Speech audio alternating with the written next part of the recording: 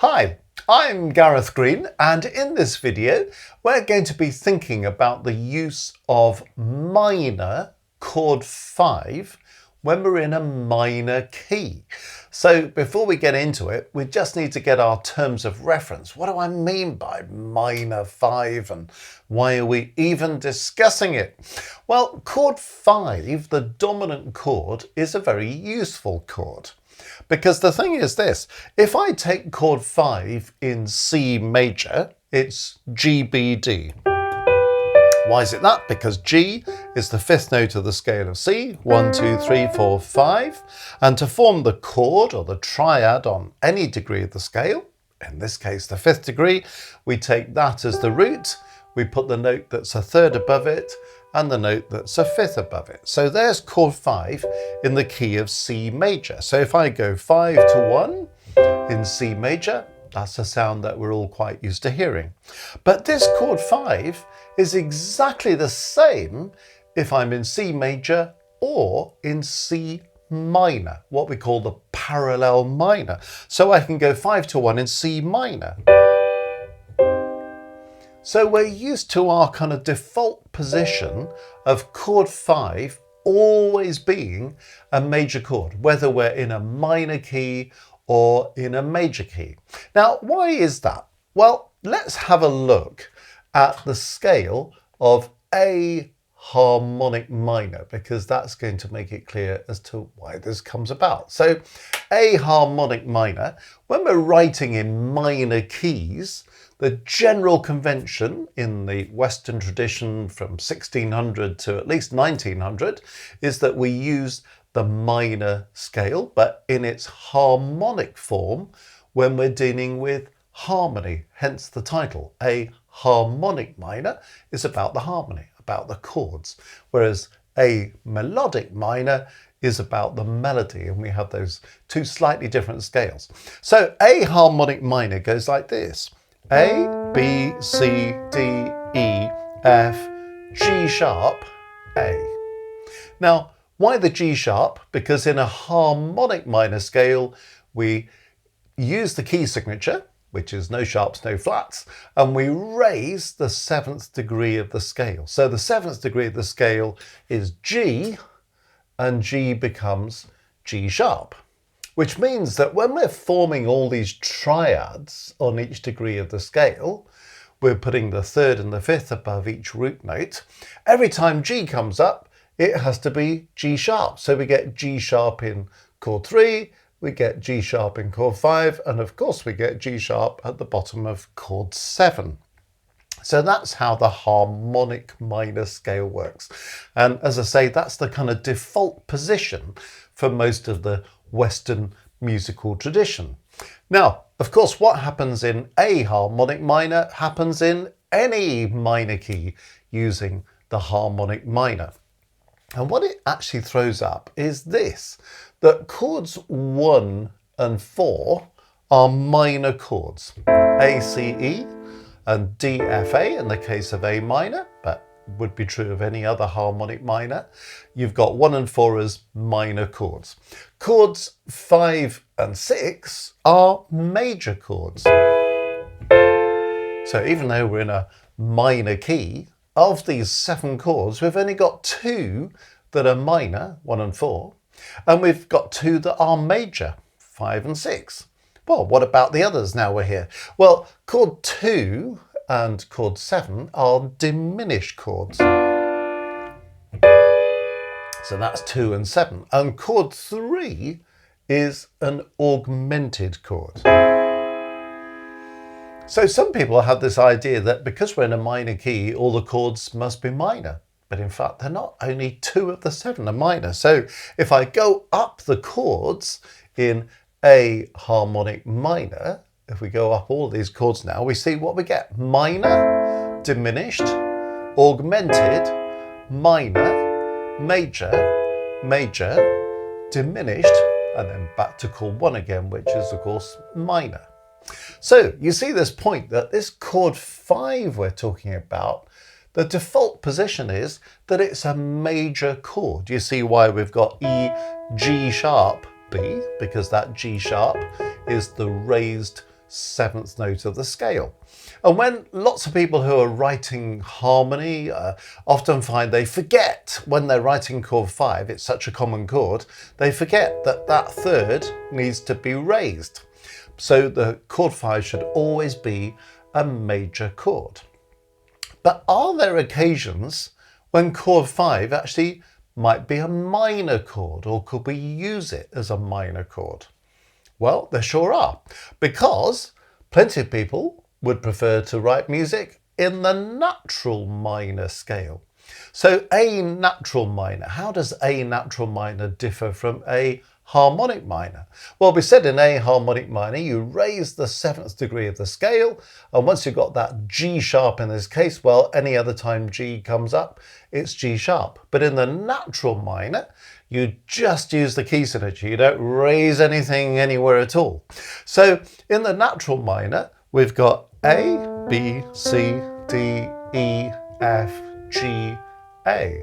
So we're not raising that G to G sharp. So those three chords that had G sharp in A harmonic minor are now going to have G natural in, and that's going to change the makeup of the chord. So if we now work through from chord 1 in A natural minor, let's see what happens now. Chord 1 is minor, as it was before. Chord 2 is diminished, as it was before. Chord 3 is now a major chord. It was an augmented chord in the harmonic minor. Chord 4 is minor, so that's the same as the harmonic minor. Chord 5 is now a minor chord, so this is a minor chord 5, whereas it was major in the harmonic minor. 6 is major, 7 is major, and then of course we're back to 1 again. Now we've also got the melodic minor scale, and when you're using a melodic minor scale ascending, when you're going up, you raise number 6 and number 7. So not only would we have a G sharp in the melodic minor scale going up, but we'd also have an F sharp. So if we have an F sharp there, well, we'd have an F sharp here and an F sharp here. So we'd have that. But when you're coming down the descending melodic minor, you don't raise the 6th or the 7th. So you effectively end up with the natural minor coming down. So here is A melodic minor descending. So you've got the same chords as you've got for the natural minor. So what I'm saying here is, well, when would you use a minor 5?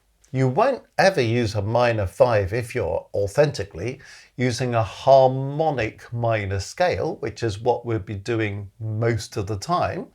But if you're using a natural minor scale, you'll always have chord 5 as a minor chord. And if you're using a melodic minor scale descending, you'll also end up with a minor chord 5. So there are places where this might be used. So most people are kind of brought up with this harmonic minor tradition, and therefore they're always going to make sure they've got that raised leading note in the middle of chord 5, that G sharp that we were talking about up there. But there are times when you might want to use the minor 5. Well, if you are going to use the minor 5, well, what kind of progressions might you be thinking about? Well, what I've just tried to put together on this next page is a few examples of progressions. Now, quite often when you're leaving a minor 5, the most common thing to do is to go minor 5 to 1 or minor 5 to 6. So if I go minor 5 to 1 or minor 5 to 6, you can hear that sort of works quite well. So what about chords that might come before the minor 5? Well, let's have a look at this situation where we use chord 1, simple as that. So we're going to go 1, minor 5, 1. Or in the next example, we're going to go 1, minor 5, 6. So it's got that kind of slightly modal feel to it, but you can hear those progressions work perfectly well. I mean, in this first example, I've used the A upstairs there and I've used it downstairs there, just because if you're going 1, 5 and then coming back to 1, it can easily sound a bit stuck if you just do exactly the same. There's nothing wrong with doing that, but by putting the bass down an octave, it feels as if we've kind of moved on somewhere slightly different. That's the only reason for that. Now, you'll notice I've put alongside here that if you want to, you could use that minor 5 with a 7th in it. So, for example, here, instead of putting that E there, we could have a D, couldn't we? Or the same thing here. Now, how would that sound? So here's 1, 5, 7, 1, but 5 as a minor. Sounds quite nice, doesn't it? And then 1, minor 5, 7 to 6. You could even do it as a passing note. In other words, that you start with this note and then you add the 7th after it. Same thing there. So you could do this. Or this. So quite effective, isn't it? So just to get the sound of that alongside what it would be in the harmonic minor scale, where you would normally have a G sharp here, this is what it would sound like with a G sharp. Or here's the minor again.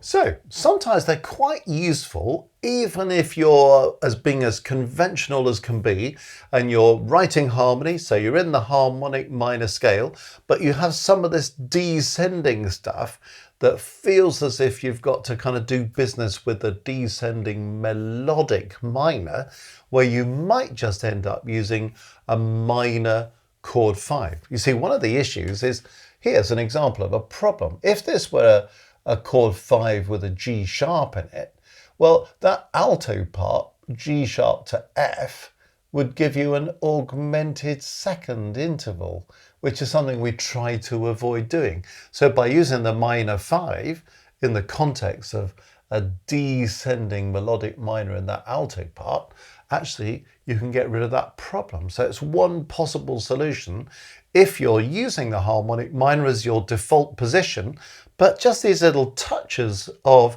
descending melodic minor might just help you get out of a few corners like that, and using the minor 5 would be a perfectly reasonable thing to do.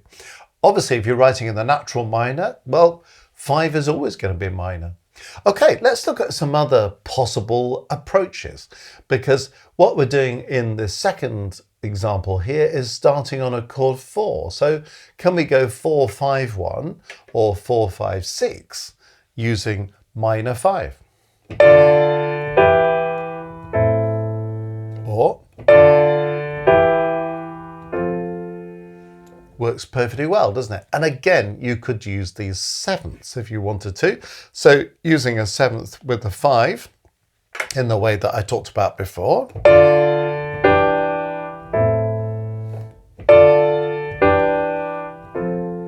Or as passing notes.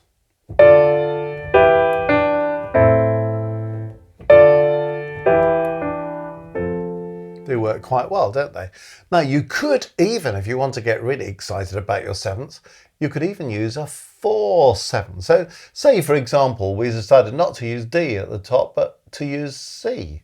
So we get a 4/7. Or what about a 4/7 and a 5/7 on the minor?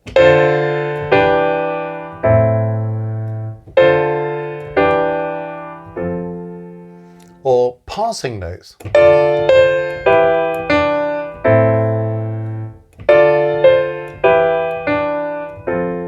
So you see, that starts to kind of spruce it up a bit, doesn't it, using those 7ths. Okay, well, other options. We've done using 1 as an approach chord. We've thought about using 4 as an approach chord. What about using 2 as an approach chord? Now you'll notice what I'm doing with this 2 here is using it as a 2B. You might know this as a 2/6. In other words, it's a 2 in first inversion. Why am I doing that? Simply because 2 is a diminished chord. You know, it doesn't matter if you're in the harmonic minor or the natural minor here. It's a diminished chord.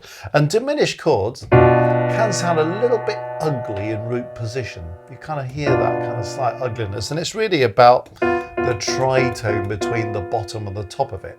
As soon as you put it into its first inversion, the tritone gets sort of hidden in the middle of the chord. So if I put it there, it sounds an awful lot better than being in a root position. So that's why I'm using these chord 2s in first inversion. That's a sort of minor key thing that's often useful to think about. Okay, so what happens if we go 2 in first inversion, 5/1, or 2 in first inversion, 5/6?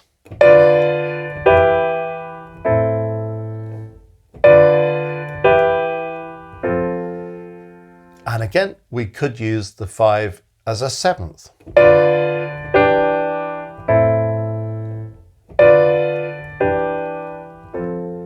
Or use that 7th on 5 as a passing note.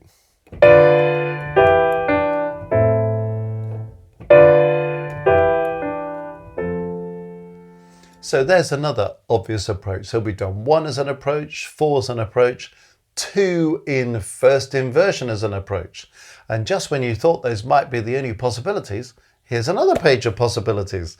Okay, so this time I'm using 3 as an approach. Now, many people will be surprised about this because if you're working in the harmonic minor scale, there are lots of harmony textbooks out there that say, whatever you do, don't use chord 3 in a harmonic minor scale because it's this augmented chord, C, E, G sharp, and augmented chords are kind of a little bit awkward to deal with. They're great for horror movies. Something ghastly is about to happen to you once you hear those things, isn't it? But it's an augmented chord, so it can be a little bit difficult to handle. I don't think we should shy away from using it. And again, a bit like those diminished chords, even if you're using those augmented chord 3s, they're quite good, particularly in first inversion. I think it's rather kind of nice sound when you do that. But when you're in the natural minor, chord 3 is a major chord. So in fact, what was in the harmonic minor a slightly awkward chord to use becomes a relatively easy chord to use in the natural minor. So if you're in the natural minor, certainly don't shy away from chord 3. So we've got a progression here that's 3/5/1 or 3/5/6. So here's 3/5/1. Here's 3/5/6. And again, of course, you can use the 5 with a 7th as well if you wanted to.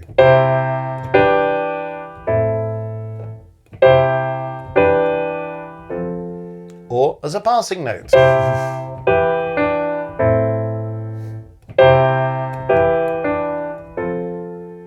Kind of rather nice, isn't it, to be able to do that with it. So there's another possibility that a lot of people wouldn't think about because they've been put off chord 3 in minor keys. If you're in the natural minor, it's quite a useful option. Okay, well, what about 6? Because you might think, well, 6 is a more obvious chord to use. And 6 is perfectly good. So how about 6/5/1 or 6/5/6? So 6/5/1 goes like this. That's fine. 6/5/6. There's a slight danger there, of course, that you're using 6, going away from it, coming back to it. But that might be a very effective thing to do in certain situations. And again, you can do the old trick with the 7ths. I don't need to demonstrate that again. Now, I've just put this little health warning. Beware of possible parallel fifths. Why have I put that there? Well, it may be that when you look at this first chord, you want to organize it in a slightly different way. You might decide, for example, you want to have C at the top and then maybe A in the second part, in the alto part. Well, if you did that, you would end up with fifths, because C to B would give us a fifth with the bass going F to E, and they are parallel fifths or consecutive fifths because they're both perfect fifths. So if you have a perfect fifth and then you move to another perfect fifth straight away, those are parallels or consecutive. So it's a particular danger when you're going from 6 to 5. So beware of that. Now, how have I solved it? I've organized this chord so I get contrary motion between the top and the bottom, and that ensures that I'm not going to bump into that little problem. So there's a little health warning with that one. And then what about this, having chord 7 as an approach? Again, it's something that a lot of people would shy away from, because in the harmonic minor, chord 7, it's a diminished chord, so a little bit awkward. Do we want to be bothered with that? Well, when you're in the natural minor, chord 7 is a major chord, so no problem at all. So we can go 7-5-1 or 7-5-6. So here's 7-5-1, and here's 7-5-6. And actually it's quite a smooth progression, isn't it? I mean, particularly as you notice, you've got two common notes between the 7 and the 5. So it makes it a nice smooth progression there. So there's another thing you can do.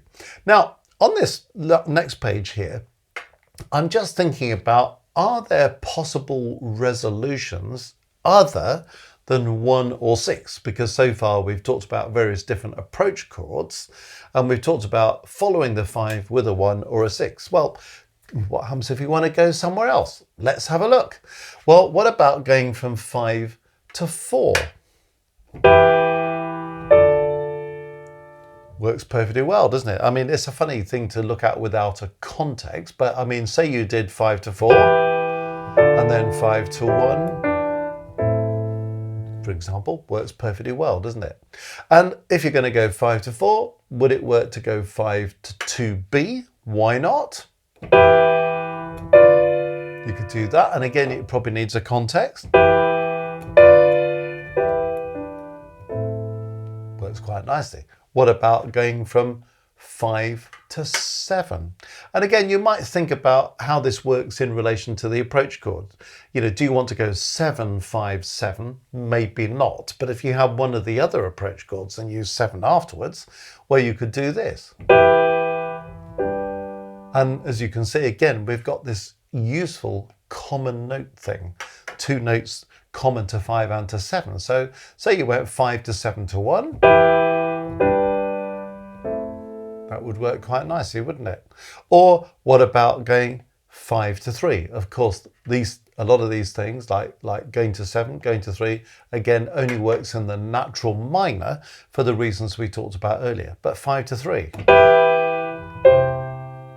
works perfectly well, doesn't it? Sometimes you might be in the key of A minor, and you might decide to use a minor 5 as a means to get you from A minor to C major. So you might be using a harmonic minor, and then you might think, oh, actually, if I use the minor 5, that might help get me. So you might be in A minor, and then use a minor 5, because then it can be a pivot to C major, because that's also 3 in C major, and then you could carry on in C major. So that's, the flexibility of having this minor 5. So let's not put this into boxes. What I don't want to say about the minor 5 is, if you're writing kind of conventional Western music, you must only use the harmonic minor. That's our default position. But sometimes we are going to have to kind of think a little bit about the descending melodic minor and making sure we've got harmony that fits with it and doesn't clash with it. So we're going to use this 5 minor chord. Sometimes we may want to work in the natural minor. Sometimes we might be able to use it in a conventional sense to do that kind of modulation from a minor key to its relative major. So lots of possibilities for minor 5, and of course lots of possibilities for using it in a whole range of musical genres. So I hope that's a helpful thought process on when we might use chord 5 as a major chord, when we might use it as a minor chord, possible approach chords, possible resolution chords. The best thing is to play around with it until you get a sound that you want to work with. And it certainly works very well if you want to have a sort of modal feel to something that you're writing. Well, if you found this video helpful, you might like to go to our website, www.mmcourses.co.uk. Have a click on Maestros. It's our global musical community that seeks to expand on everything we're offering here. So if you kind of like to go a bit further and have extra perks, well, Maestros is a very good place to look for those. They include access to a monthly live stream. Once you've accessed Maestros at level 2 or level 3, those are not ability levels, they're just access levels. And you can come and join us on a level 2 live stream. This takes place every month, and we'll be going into much more detail on the kind of content that you've seen in this video. Lots of other stuff besides that. And there's a live chat running. You can ask your questions, interact with other people, make your comments. You know, it's a different way of learning, in greater depth. And if you want to go to level 3, that gives you access to all the benefits of being a level 1 or a level 2 member. And you also have an additional monthly live stream. And that's really for people to submit their own work. So you might be a composer, you might be somebody doing some harmony exercises or something. You might be a performer wanting a bit of feedback on a recording of your own performance of something. Whatever it is, you can submit it and I'll give you one-to-one feedback during that live stream, and we share the material with everybody else so we can all learn from each other. It's a very positive, supportive group, and we really do learn a great deal from each other every month. So if that's for you, that's Maestros. Click on there and you can find out how easy it is to join, and you can become part of our fantastic community. While you're on the homepage, click on courses and you'll discover that we've got courses on so many things that are really designed to support the all-round musician. Many people can sing or they can play an instrument and they just think, you know, actually it's my theory knowledge that's not very good, or my oral ability isn't as honed as it could be, or I find it difficult to analyze what I'm playing. It's all there. All the resources you need to help you. So click on there, see what you can find. www.mmcourses.co.uk.